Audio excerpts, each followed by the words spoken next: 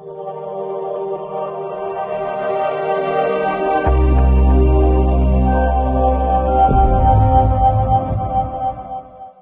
it's Cedric Gelderman here, speaker, trainer, author of 4 published books and founder of Turbocharger Practice and Veterinary Business Academy. Welcome to the 4th of the 4-part accelerated adult learning videos.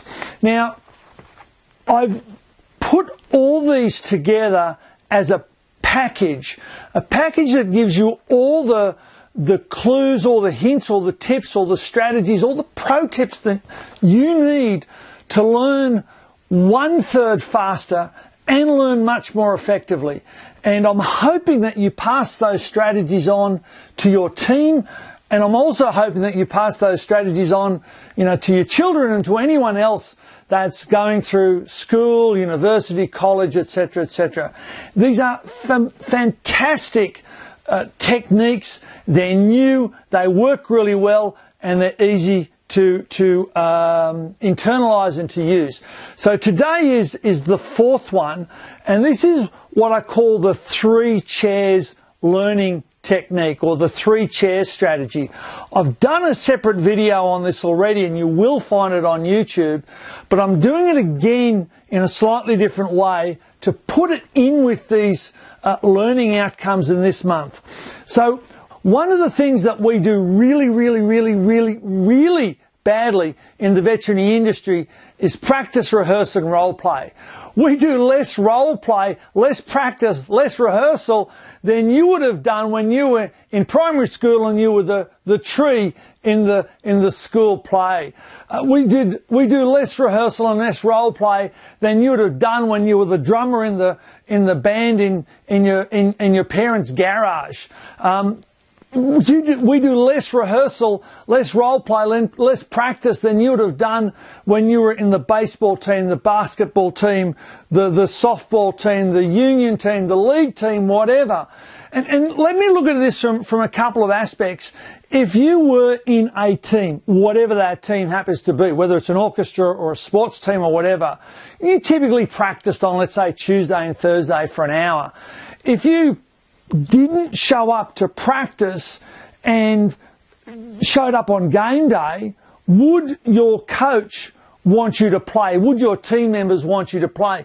You're not going to know the rules. You're not going to know the strategies. You're not going to know the what's going on the field or in the orchestra at that time, would you? Because you haven't been there for practice.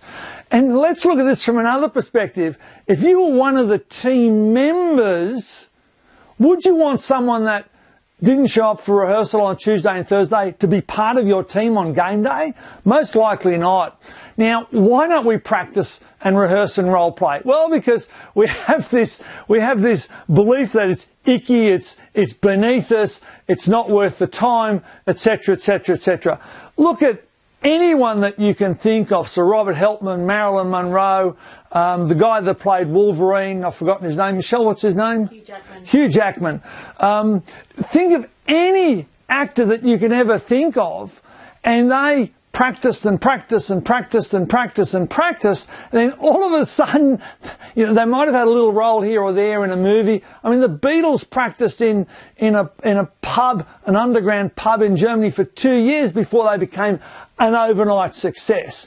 And in vet, we regard it as beneath us. Now, I know I've been ranting and raving on about practice and rehearsal and role play, but it's that close to my heart and it's that important.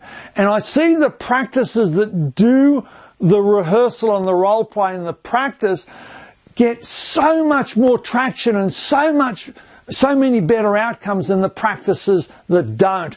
Now, if you've got a new graduate vet in your practice, do you want to throw them loose on the clients without going through your 9-step consultation formula, and there is a 9-step formula that will increase your consultation outcome by 15 to 20%, and I've measured that statistically, so it works really well. Do you want to throw your untrained nurse that hasn't done practice and rehearsal and role play for doing a dental discharge? What about if one of your nurses does it one way, another one does it another way, and the third one does it the third way? Same with your receptionist. I mean, the biggest thing that clients hate from veterinary practice is inconsistency. So this 3 chairs technique is part of the accelerated adult learning program or methodology, and it's going to hugely decrease the learning time required, and it increases the outcome. So what I'm going to suggest is that you do this, and I'll go through it in a second on the board. And the first couple of times, you know, and you can do it. The vets can do it, the nurses can do it, the receptionists can do it. Okay, everyone can do it, and no one should be allowed to get away with not doing it. And the first couple of times, they're going to giggle and carry on, and you know, just tell them, yeah, have your giggle, have your carry on, get over it, and then let's do it properly. And the advantage then to them, you tell them, look, you know, part of life at our practice is you're going to rehearse, you're going to role play until you get it right, so then you can do it, you know, properly with the clients. You'll feel great, the clients will get an outcome, great outcome, the patients will get a great outcome, and that is what we're after, that's what we want. So, you know, just do the giggling and all that sort of stuff, get over it, and then get down to it, because this strategy is going to allow you to do 1/3 less training and to do it more fun and more easily. So you get 3 chairs and you place them in the old peace sign, 120 degrees to each other. And obviously the chairs are facing in. And 3 people sit on the chairs, obviously. And for the first go around, one person becomes the observer, one person is, and I'll say the receptionist in this role play, and then the third person is the client. So the client and the receptionist do the role play.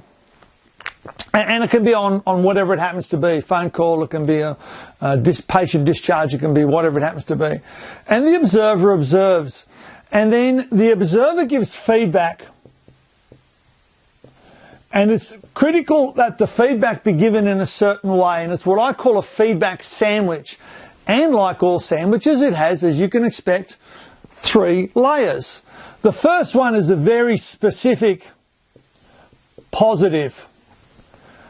Debbie, I could hear the smile in your voice as you picked up the phone. The second layer is the one that gives everyone the biggest problem. Now, once upon a time, we'd have said that in this second layer, we would have found the thing that they had done wrong and correct it. Now, I am of the belief, and I'm going to suggest that you become of that belief as well, that no one in your practice ever does anything wrong. Now, I know that's a very harsh or a very bold statement.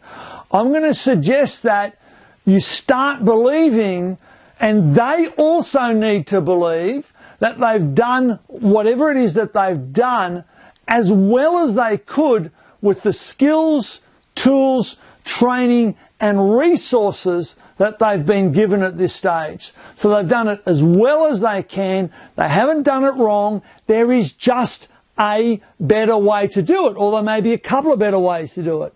So I'm going to suggest that suffuse your whole practice, and it becomes part of your practice philosophy. No one does things wrong. They're doing it as well as they can with the skills, tools, training and resources that they currently have on hand, and your job as their mentor or their coach or whatever is to show them ways that they can improve that. So you're going to give them more skills, more training, more tools and more resources. Let me ask you this, just to hammer that point a little bit more. Do you believe, and tell me honestly, do you believe that some of your staff or any of your staff lie awake at night plotting how to, the downfall of your practice? Yeah, Probably not. If you honestly said yes to that question, then my question becomes, why the hell is that person still in your practice? Because if you believe that, they should be moved on to a business, to a job, to a career that's better suited to them. Okay, so here you need to find the one thing that when they change it will give hugely improved results to that, hugely improved outcome. And you phrase it positively. You phrase it positively like, hey, I could hear the smile in your voice when you picked up the phone, Debbie. Fantastic. And if you've done, let me think of it. And next time, let me suggest that rather than answering the phone, good morning, ABC Veterinary Clinic, you get a bit of pizzazz and a bit of vibrato and a bit of emotion in your voice. Good morning, welcome to ABC Veterinary Clinic. This is Debbie Jones. So get a bit of life into that, and you'll find the clients on the other end of the phone will be much more responsive to you. And then the third part of the sandwich is a general wraparound positive. Debbie, if all the receptionists here at ABC Veterinary Clinic answer the phone the way you did just then, that would just be so fantastic. Thank you. So that's the feedback. That's the feedback sandwich, and that's the first go around. Now, we now swap perceptual positions. We don't swap chairs, we swap perceptual positions. So the owner becomes the observer becomes the client becomes the receptionist, and the receptionist becomes the observer. The new client and the new receptionist do the same role play. It'll be the same role play. We're practicing answering the phone, for example. And then the new observer would give feedback in a feedback sandwich. And then we have the third go-round in which the person who was originally the observer and then the client now becomes the receptionist. This person becomes the observer and this person becomes the client. And the new receptionist and the new client do the role play, and then the new observer observes and gives feedback in the form of the feedback sandwich. So why does this work? Why does it work? Well, there's a couple of things to this. And one of the things is hypnosis. So let's go back to hypnosis or hypnotherapy.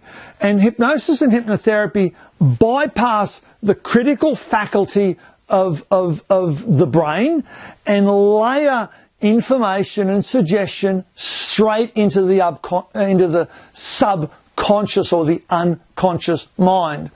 And the subconscious or the unconscious mind works in threes. So when the information is layered in, the same information is layered in 3 times in 3 different ways, the information bypasses the critical faculty, the gatekeeper, and goes straight into the unconscious or the subconscious mind. So that's one reason. And again, look this up under accelerated adult learning, look this up under hypnosis and how it works and all those sorts of things.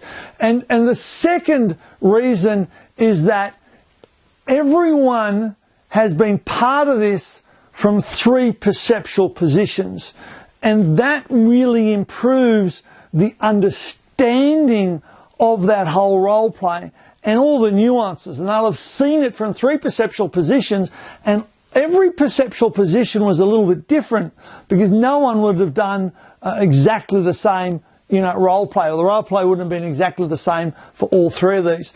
So that's the second reason this works so well. So that's it. That's the takeaway. When you train, get people to use the 3 chairs technique. It'll improve the learning outcomes, the training outcomes dramatically, and it'll decrease the time required. My challenge to you is to make this happen, because I know the practices that have done this after they get over the, oh gee, this is hokey, we've got to do training, we've got to do role play, my God, are we back in kindergarten type thing. The staff love this because it makes them so much more effective at their job, and it stops them looking like, yokels when they're talking to clients and getting new information across. So that's it. Thank you very much. I've got one extra secret video for you that will tack on as a separate video. So we'll actually have 5 this month, not 4. So just look out for that one as well. See you next time. Bye.